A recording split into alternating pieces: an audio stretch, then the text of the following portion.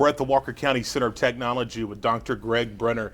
He is from the University of Alabama, and we're talking about the Whole Child program, which has been implemented here in Walker County. And Dr. Brenner, appreciate your time so much, and appreciate you joining us. Tell us, what is Whole Child? Yeah, well, thanks for the opportunity to talk with you, first of all. And you know, a whole child raises the village, and the whole point of a whole child approach is to help all our youth here in Walker County reach their full potential. I know that sounds like a real idealistic thing or not possible, but it is possible, and we can make it happen. And the whole child approach is a means by which to help all youth reach their full potential, and so that's an exciting thing.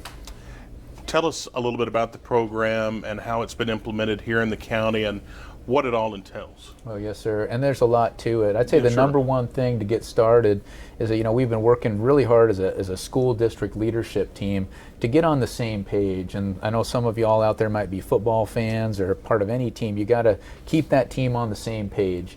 And so we've been doing a good job of that as a district team to get aligned and get organized so we can carry out this whole child approach for the next decade. So that's the first thing. And then the second thing we do when we work with our schools is we change environments. And we've all worked in environments or been to schools that are not very healthy places sometimes. Sure. And organizations can become that way. They can become toxic for people. People don't want to work in them, and kids don't want to learn in them.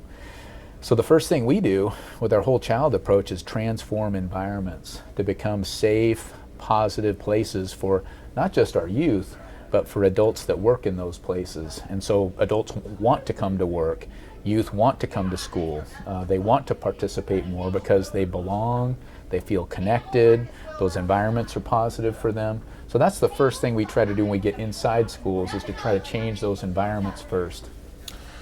You talked about taking a team approach to it, and of course you come from the University of Alabama, so I'm still, sounds like a little bit of Nick Saban rubbing off on you there, but you have to have some great coordinators. Yes, sir. And talk about your team here in Walker County and what they do.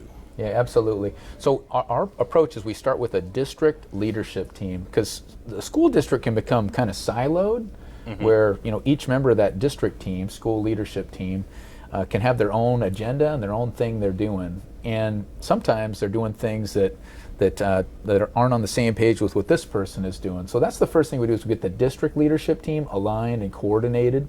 We do that for a full year, and that's what we've been doing here in Walker County for over a year now. Sure. But that's a key thing. And then when we get into the schools, we have a school leadership team, and that school leadership team is representative. And what I mean by that is each grade level in that school is represented by an educator. So we'll have a kindergarten leader, first grade leader, second grade leader, third grade, fourth grade, fifth grade, for example. If we're an elementary school leadership team, we're going to have a classified staff, because sometimes people like paraprofessionals, bus drivers, custodians, who do so much good for our youth and have so much direct contact, are left out of conversations.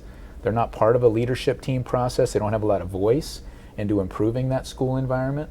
So we want to make sure that school leadership team is truly representative of all the adults who impact the lives of children in that school. So that's what we just got done doing for the last 4 hours, is working with 6 school leadership teams here in Walker County.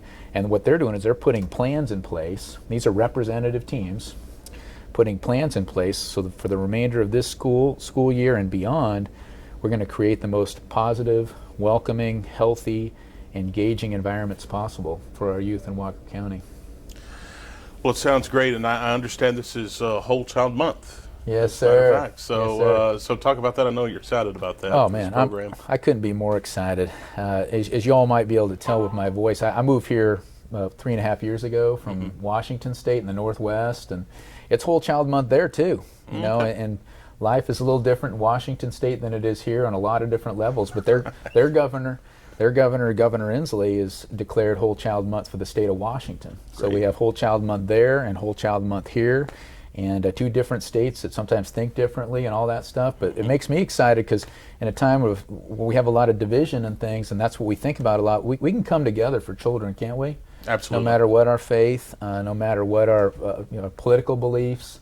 It's like, hey, let's all put that aside and let's focus on children and helping them be healthy, safe, challenged, supported, and engaged. Can we do that?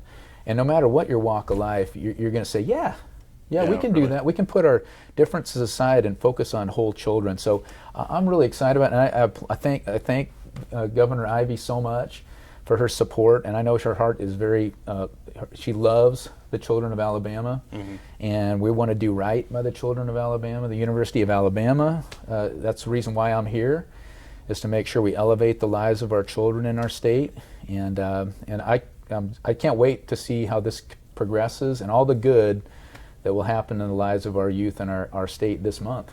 So.